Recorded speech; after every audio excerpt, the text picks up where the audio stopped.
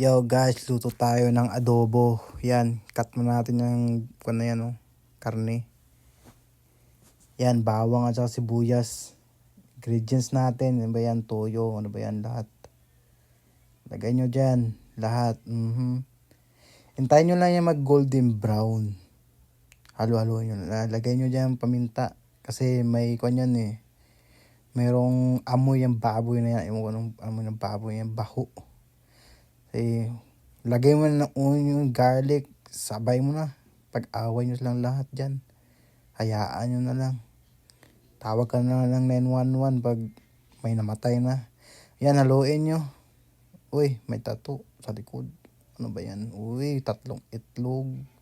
Yan, okay, kain. Sige, mekos-mekos yan mga ensan. Yan, pag may brown na, at saka yung luto na yung garlic at saka bawang, siguro, lagay mo na ng toyo siguro dyan. Siguro lang.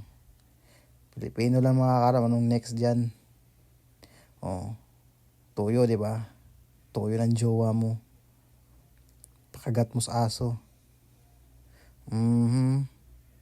Mekos, mekos, mekos, mekos. Oh, yun. Sige. Daan-daan lang, par. Nagmamadali ka eh. Ayan. Next. Ano ba yan? Black paper. Black paper. Yan. Vinegar. Dato. Buti pa yung vinegar, dato. Alam mo yan, dato sa Bisaya. Rich. Yan. Umuusok na. Amoy suka. Huwag nyo haluin, men. Pag haluin nyo yan, mapapanis yan kaagad. Pag naluto yan, pag inhalo nyo yung paglagay nyo sa, paglagay nyo sa, ano ba yun, vinegar. Pag hinalo nyo yan kaagad, pag luto nyan, panis kaagad. So, wag nyo haluin. Tapos, lagyan ng tubig, mga insan. Ayan, tubig. Sakto lang. Sakto.